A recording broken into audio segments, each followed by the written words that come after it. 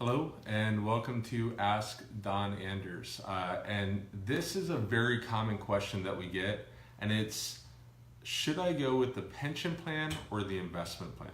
So a lot of you who are part of the Florida retirement system know you have two plans that you can go with. You can go with the pension plan or you could go with the investment plan. The pension plan is your traditional pension plan, right? You get a monthly check for the rest of your life, and it's the pension plan that we all know and most of us love. But there's also another option, which is the investment plan. And that basically is a buyout of your pension. You say, I'm okay with the monthly check. I want to control my assets. I want to have that money in. And there's, like anything else, there's pros and cons to both, right? So let's talk about the investment plan, because a lot of people know about the pension plan. First off, if you're in the pension plan, you have a one-time second election for the Florida retirement system to go to the investment plan. So you can switch, but you have to do it before your last day of service. Okay, so you can't retire or go on sick leave or something like that and then switch over. You have to do it before you have your last day of service. So you need to make sure that if you're going to do that, you have your plan in place.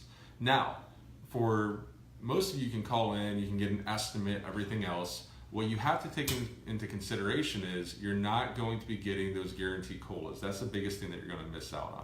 From my experience, you can usually recreate with investments and annuities and those types of things. You can usually recreate 70 to 80 to 90%, depending on age, depending on what you want, of option 3 for the pension plan.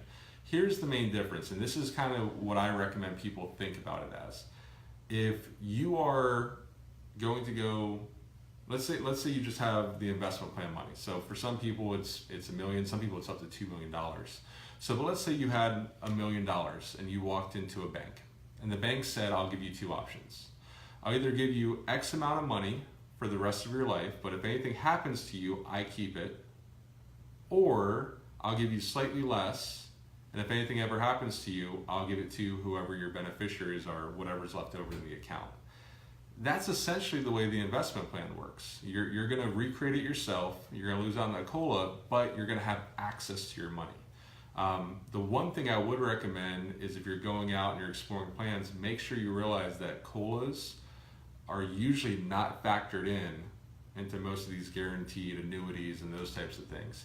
So what you have when you retire, and that income is usually going to be locked in. I mean, if you can find something that does, great, but usually it's going to be locked in. Also, you have to make sure you're very disciplined with the money.